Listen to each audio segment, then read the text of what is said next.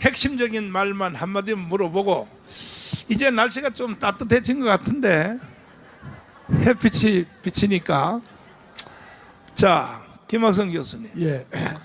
아니 지금 이제 드디어 탄로가 났는데 서울중앙지법에서 일단은 그 공수처가 거기다가 이제 영장을 청구했죠. 청구를 했는데 그 서울중앙지법의 판사들이 괜찮은 것 같아.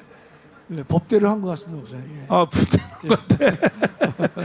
다 기각을 시켰잖아요. 예. 기각을 시켰는데 요걸 감추고 공수처가 예. 다시 또 저 서울 저 서부지법에다가 또 새로 또 신청을 했단 말이야. 예. 그거는 불법이요. 그거는 정당한 거예요. 명백하게 이제 불법이죠. 하하. 저기 보니까 지금 저 보이나요? 저 위에? 그 중앙지법에서 기각된 대통령 관련된 영장이 16건이 있다고 그랬는데 저도 이제 아침에 조사를 해보니까 14건 정도가 하하. 기각이 됐어요. 이야.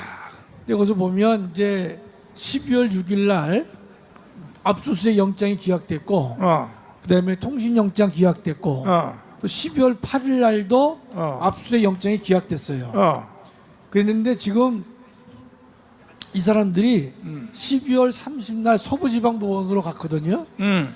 근데 지금 보면 대통령에 대한 압수수색 영장은 기각이 됐는데 체포영장을 청구한 지는 아직 퀴스천에 목사님. 그러니까 중앙지법에다가 체포영장을 청구했다는 말은 아직 밝혀지지 않았어요. 그러니까 압수수색은 청구해서 기각됐고 통신도 기각됐는데 체포영장을 청구한 바는 없다라고 지금 알려져 있는데 제가 주진우 의원이 뭘 밝혀냈냐면 작년 12월 26일부터 30일 사이에 24-6이라고 하는 기록이 검찰 기록이 하나 빠져 있어요.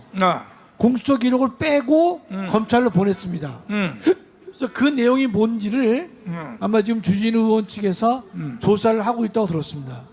그러니까 이 첫째 이 공수처가 위법을 한 것은 압수수색 영장을 2번이나 청구해서 기각됐는데 그 사실을 숨기고 서부지방법원에 했다는 것이 명백한 위법이 되는 것이고요. 두 번째는 국회에 나와서 얘기하기를 자기네들은 영장을 청구한 적이 없다고 얘기를 했어요. 그것도 명백하게 거짓이 되는 것이죠. 근데 가장 중요한 것은 26일에서 30일 사이에 무슨 영장을 청구하고 기각을 받았는지 그 사실이 검찰 기록에서 공수처 기록에서 빼고 보냈다는 거예요, 목사님. 그게 밝혀지면 더욱더 이 불법이 잘 드러날 것 같습니다. 공수처장 저 새끼는 어떻게 해야 돼요? 공수처장이 참 이게 자 죽일 놈이죠. 한마디로 죽일 놈인데 아니 판사를 20년을 했을 거 아니야. 공수처장이 했죠. 예. 판사를 20년까지 해놓은 자식이 세상에 상이나 치고 대통령을 구속이나 시키고, 그리고 원래 공수법에는 대통령을 조사할 권리가 없잖아요. 수사권이 없죠. 수사권이 그러니까 없잖아. 이번에 법원에서 14번을 기각한 이유가 뭔가면요.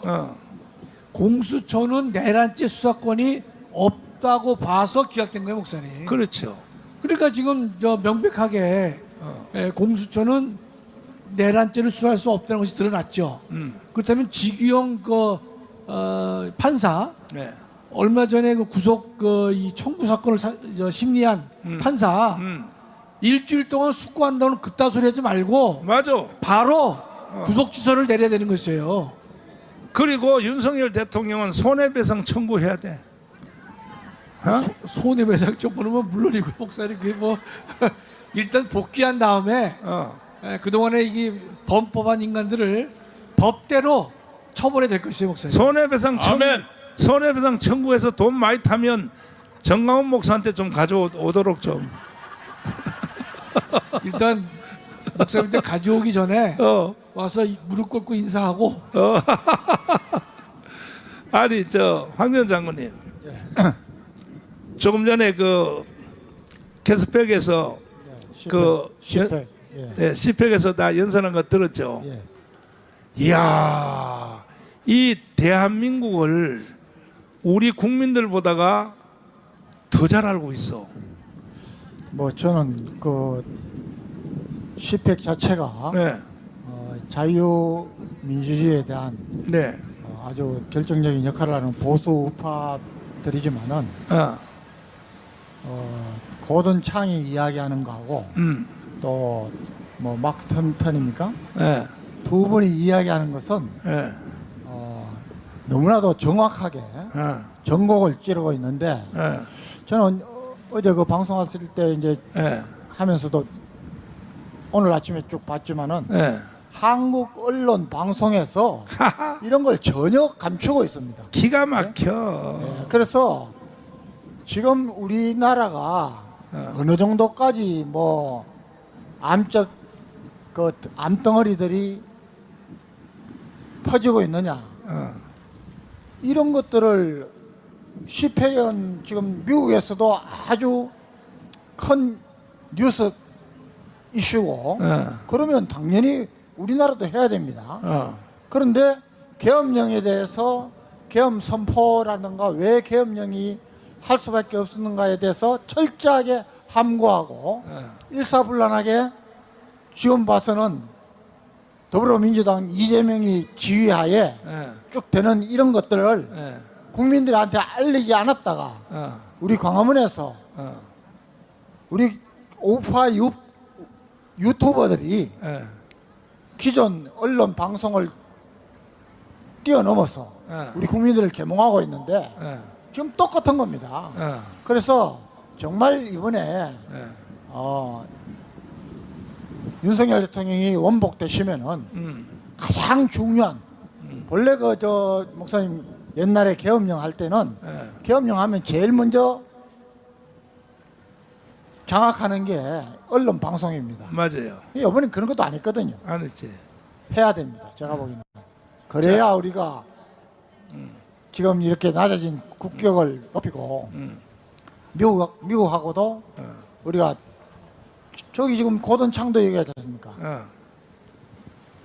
윤석열 대통령이 그 어느 때보다도 미국하고 한미동맹을 강화시켰다고 얘기하지 않습니까? 맞아요. 그런 것을 우리 국민들이 알 수 있도록 그런 언론 방송을 만들어야 됩니다. 신혜식 대표님. 네. 아니 이 언론들이 왜 지금 여기 시팩이라든지 이런 방송들을 이게 얼마나 중요한 내용인데 언론들이 가만히 있거든요. 왜 그런 거예요, 저 언론들이요? 윤석열 대통령 탄핵에는 북한과 그다음에 좌익 세력, 민노총, 민주당 그리고 바로 간첩 세력 이들이 포함됐지 않습니까? 대한민국 언론이 그들에 의해서 장악됐다는 게 너무나 분명하게 드러나고 있고 특히나 이 보수 언론들이 말이죠 문제가 심각합니다.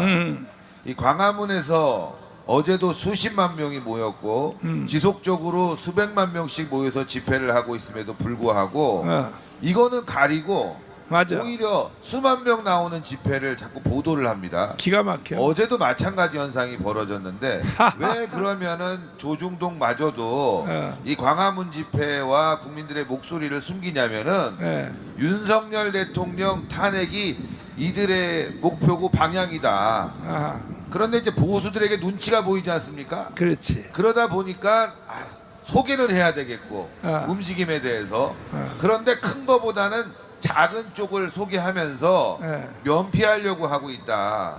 이런 부분들이 이제 조중동에 의한 이 보수 언론에게 보이고 있고요. 대한민국 언론들은 당연히 보도를 안 하는 거죠. 윤석열 대통령 탄핵을 바라고 있고 북한에 선동된 이 기자들 특히 여러분 잘 아시겠지만 지금 이 언론 노조가 사실상의 언론을 장악했습니다. 그러다 보니까 윤석열 대통령에게 불리한 보도는 지속적으로 내보내고 유리한 보도나 국민들이 꼭 알아야 되는 보도들은 대부분 감춰져 있다는 거. 어제 CPEC에서 나온 발언들은 굉장히 중요한 겁니다. 그렇지. 미국이 지금 대한민국 상황을 어떻게 바라보느냐를 단편적으로 아주 잘 드러내는 보도인데도 불구하고 지금 주요 언론들은 여기에 대해서 입 꾹 다물고 있고 거꾸로 말이죠. 미국에서 윤석열 대통령을 비난하는 보도, 그것도 허접되게 언론에서 나오는 보도는 아주 주요 보도로 다루고 있지 않습니까? 자, 대한민국 언론은 언론이 아니라 북한의 노동당 기관지다. 맞아. 이게 너무나 분명합니다. 맞아. 저 이동욱 교수님. 예, 아니 계속 여기 이재명이란 말이 계속 나오거든. 예, 예. 이재명이가 윤석열을 빨리 탄핵시키고 4월 달에 대통령 후보로 나온다. 그리고 시간 개- 경쟁하고 있다는 얘기도 나오고 있습니다. 계속 그렇게 예, 하고 예. 있죠. 예, 예. 아까 그 영상 봤죠. 예, 예, 예. 그런데 이건 전부 다 북한이 계획해서 하는 거 아닙니까? 아니, 그럼요. 그 이번에 그 윤석열 대통령 변호인단에서 아주 명확하게 이야기했습니다. 결론부터 이야기하면 대한민국의 모든 사회적 혼란은 북한의 지령과 그리고 그 지령에 움직이는 간첩단들에 의해서 자행되는 거다. 그래서 그 중요한 내용 증거들을 다 이야기했습니다. 윤석열 대통령이 시작하자마자 3월 10일 날 선거 마치자마자 북한이 지령한 내용들이 그대로 있습니다. 윤석열 패당과 그리고 그 가족들과 그 정치적 참모들의 정치적 추문을 지속적으로 폭로하고 투쟁을 전개해서 제2의 촛불 행동 같은 대규모 윤석열 퇴진 투쟁을 전개하라고 지령했고요. 그리고 그 지령을 받고 보름 있다가 3월 24일 날 민주노총이 아예 윤석열 퇴진 투쟁을 5년 내내 한다고 주장했습니다. 하하. 그리고 그 이채원 참사에도 이야기했지만 국민이 죽어간다, 퇴진이 추모다라는 지시를 아예 그 구호를 딱 찍어서 북한이 이야기했고 그리고 그거는 그 다음 날 시위에 그대로 나왔습니다. 그러니까 지금 윤석열 대통령의 변호인단 그리고 윤석열 대통령의 생각입니다. 지금 대한민국 모든 혼란은 그냥 여야 간의 싸움이 아니라 북한의 지령과 그 지령을 수행하는 반국가 세력 수사파들에 의해서 자행되는 것이기 때문에 이것을 모조리 감옥에 보내고 처단하지 않고서는 대한민국이 발전 없다는 생각이 윤석열 대통령의 생각이고 우리 정광훈 목사님 생각이고 광화문 여기 계신 우리 모두의 생각, 저는 그렇게 생각합니다, 목사님. 자, 조금 네. 추가해서 말씀드리고 싶은데 네. 이 보수 언론들이 만약에 윤석열 대통령의 탄핵을 바로 잡고 싶었으면은 어제 보도에서도 광화문 보도도 함께하고 또 지방에서 벌어진 보도도 함께하면서 두 쪽을 다 인터뷰하면서 같이 함께해야 된다.